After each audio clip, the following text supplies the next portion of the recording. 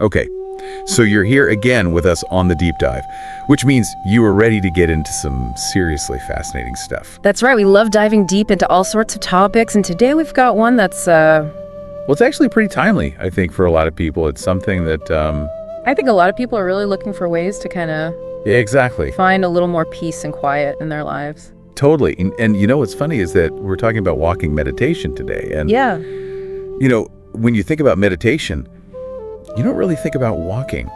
You think about sitting still. Right, exactly. Like emptying your mind and being in a quiet space. Yeah. And this is kind of the opposite of that in a way, because you're actually moving. Yeah, it's mindfulness in motion, you could say. And it's interesting because the material we've been looking at, it points out that this isn't some new age fad or anything. This practice has been around for centuries. Right. It's got some serious history behind it. Yeah, it's called Kankama in Pali and Sakman in Sinhala. Wow. Those are some interesting words. Right, and those are ancient languages. Yeah. So that tells you this practice has deep roots. Absolutely. And what I really like about it is that it's so accessible. You know, you don't need any special equipment or like a fancy meditation cushion or anything. Right, you don't need a dedicated room or anything like that. Exactly. All you need is a little bit of space to walk back and forth. Yeah, like a hallway in your house or a path in a park. Even just a stretch of sidewalk could work. Yeah, exactly. So it's something that anyone can do pretty much anywhere. And that's what makes it so appealing. Right. You can fit it into your daily routine without having to make big changes.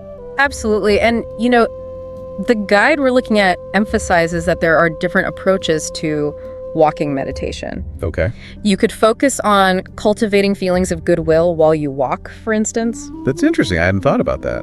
Yeah, but for our deep dive today, we're going to focus specifically on what the guide calls walking as meditation. Okay, so that means the actual act of walking is the object of our mindfulness. Exactly. It's about paying attention to the sensations of walking itself, being fully present in each step.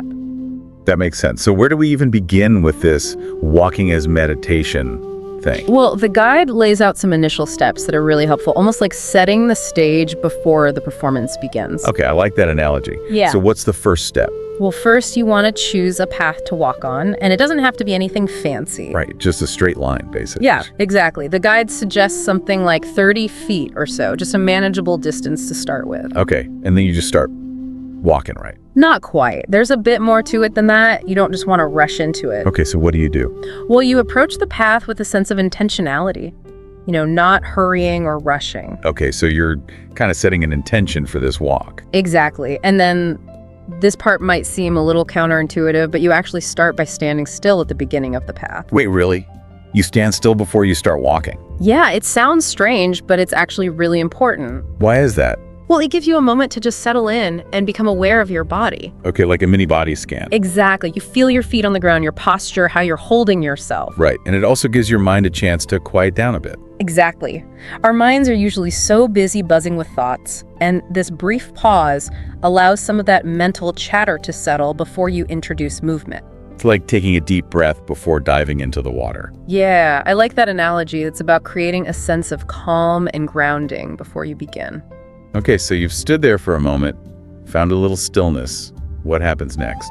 Well, the guide suggests a simple mental affirmation, something like, I'm going to walk from this point to that point mindfully. Okay, so you're stating your intention clearly. Exactly, and then you begin walking with whichever foot feels natural. And that's it, just walk. Well, the key difference is that you're walking with awareness.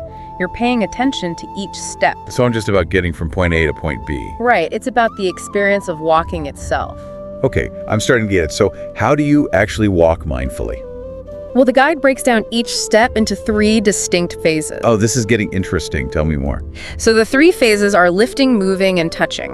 Okay, can you break those down a little more? Sure. So when you lift your foot, you're consciously aware of the muscles engaging the feeling of your foot leaving the ground. Right. Then as you move your foot forward, you pay attention to the swinging motion, the sensation of your leg moving through space. Okay. And finally, when you touch your foot back down to the ground, you notice the contact, the pressure, the feeling of the ground beneath your foot. Wow, I never really thought about walking in so much detail before. Right. It's amazing how much we do on autopilot without really paying attention. Absolutely, and this is about bringing that awareness to the forefront. Exactly. And the guide emphasizes the importance of actually knowing what your foot is doing at each stage. Okay, so it's not enough to just go through the motions. You have to be mentally present with each phase. Exactly. The instruction is very clear. Know that you're lifting, know that you're moving, know that you're placing your foot down. That makes sense, and it seems like it would really slow down the experience of walking. It does. In a way, you're not rushing through it, you're savoring each moment. And that's where the mindfulness comes in, right? Exactly. It's about being fully present in the sensations of the moment. Okay, so what happens when you reach the end of your path? Do you just turn around and walk back? Well, the turning is also done mindfully. The guide describes a specific way to turn around. Oh, wow. Even the turning has instructions. Yeah, it emphasizes the continuous flow of awareness. So you turn one foot about 90 degrees away from the other, then mindfully lift the opposite foot and place it parallel to the first. Right. And then you complete the turn with another 90-degree rotation. So it's like a very deliberate four-step turn. Exactly. And it might seem like a lot of detail, but it's really about maintaining that mindful awareness throughout the entire practice. Even when you're changing directions. Right. It's about being present in every moment. Okay, so let's talk about something that I think a lot of people struggle with when it comes to meditation, and that's distractions. Your mind wandering. Yeah, that's definitely a common experience, and the guide addresses it directly. Oh, good, because I was wondering about that. Well, the first thing it does is normalize the experience. It acknowledges that mind wandering is a natural part of the process. Okay, so you're not a bad meditator if your mind wanders. Exactly. It's not about never having a thought. It's about what you do when those thoughts arise. That makes me feel better already. And the guide suggests a very gentle approach to dealing with distractions. Okay, how so? Well, instead of getting frustrated or trying to suppress the thoughts, you simply notice that your attention has drifted and gently guide it back to the sensations of walking. Okay, so it's like you're training a puppy. Yeah. Now, you don't get mad when it makes a mistake. You just gently redirect it. Yeah, I like that analogy. It's about being patient and kind with yourself. And the guide also mentions approaching it with a beginner's mind, right? Yes, that's a really helpful perspective. It's about letting go of expectations and approaching the practice with curiosity and openness. Like you're learning something new for the first time. Exactly, and that can really take the pressure off. It's not about being perfect, it's about the process. Right, and even celebrating those small victories when you do manage to bring your attention back to the walk. Those little moments of mindfulness. Exactly, acknowledging those moments can be really motivating. Okay, so we've talked about the steps, the turning the distractions. Yeah. Is there anything else we need to know about the actual practice of walking meditation? Well, the guide offers a few more practical tips. For example, it suggests keeping your eyes open while you walk. Oh, that's interesting because in a lot of meditation practices, you close your eyes. Right, but with walking meditation, it's helpful to keep your eyes open so you can maintain your balance and be aware of your surroundings. That makes sense. You don't want to bump into anything. Right, and the guide suggests focusing your gaze softly about 6 feet ahead of you. Okay, so you're not staring intently at anything. You're just gently aware of what's in front of you. Exactly, and that helps to prevent you from getting caught up in visual distractions. And what about the pace? How fast or slow should you walk? Well, the guide emphasizes finding a comfortable and natural pace. It shouldn't be so slow that you lose your balance or so fast that you can't maintain your awareness. So it's kind of like finding your own rhythm. Yeah, exactly. A pace where you can really feel the sensations of each step. Okay, so we've covered the how-to. Now let's talk about the why. Why should our listeners care about walking meditation?